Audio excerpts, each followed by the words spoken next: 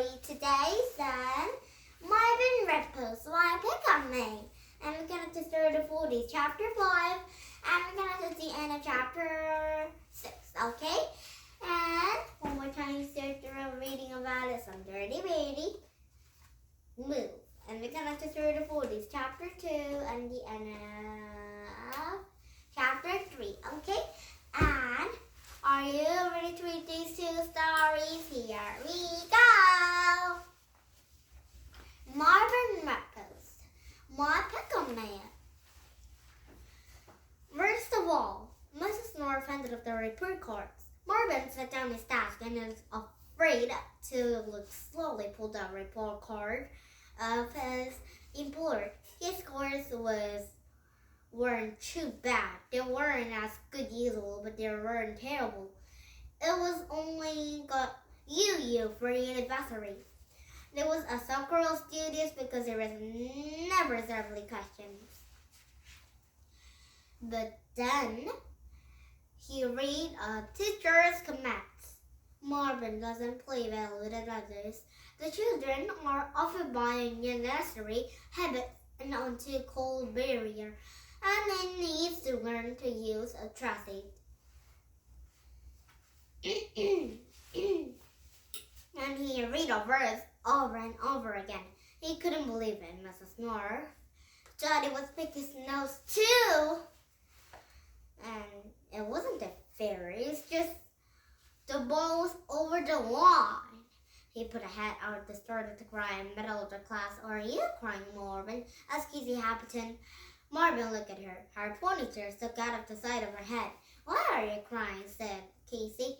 Marvin was crying, announced Melody. Probably he picked his nose too hard, said Clarence. Oh, not again, Clarence. And chapter 6. And tomorrow we start the 40. Chapter 6, and we come to the end of chapter 7, okay? And one more time, start the reading by some Dirty Bertie. Move. Chapter 2, the week passed and nothing more was said about the move. And Bertie hoped Mom and Dad would forget the idea. But on Friday afternoon, he was walking home from school and her friends. Then he spotted something window from forget icy things. That's my house, said Bertie. Wow, said Darren. Looks like your mom and dad are really serious. Bertie passed nose against his glass. This is terrible, he said. We've got to stop them, Darren struggled. What can we do? Maybe no one will buy it, said Ewan hopefully, and there was gloomy silence. Bertie could imagine living somewhere without friends, and they probably wouldn't have any friends. Couldn't you put them off? Said Ewan. Who? The people who buy your house. Tell them it was falling for something. Bertie shook his head while seeing nothing falling down. But Ewan right, said Darren. All of you put them off. How? Said Bertie. Easy. Tell him little vampires living next door. Tell them there was Buddy burning up a garden. Tell him they've got a field in a house. Not a dog, said Bertie. Oh, same. Maybe Ewan had a pond, and it was had no stuff the parents are telling of our house. Maybe there's stuff from buying anything. There was just had flu. He nested full surprise. They got home and they got the notebook and draw up the battle plane. It was war. And then there was full out of where Mom was sprinting. Bertie, you tried your room? Yes. And pick your socks? Yes. And throw away the rotten apple cores? Nearly, cried Bertie. Bertie had never seen the house looking so clean and tidy. Mom was swept and post. Chill.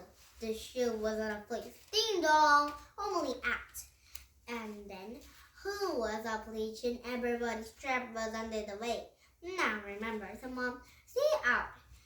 If you won't touch anything while you got wear behind your back. Bertie joined the box. Nothing.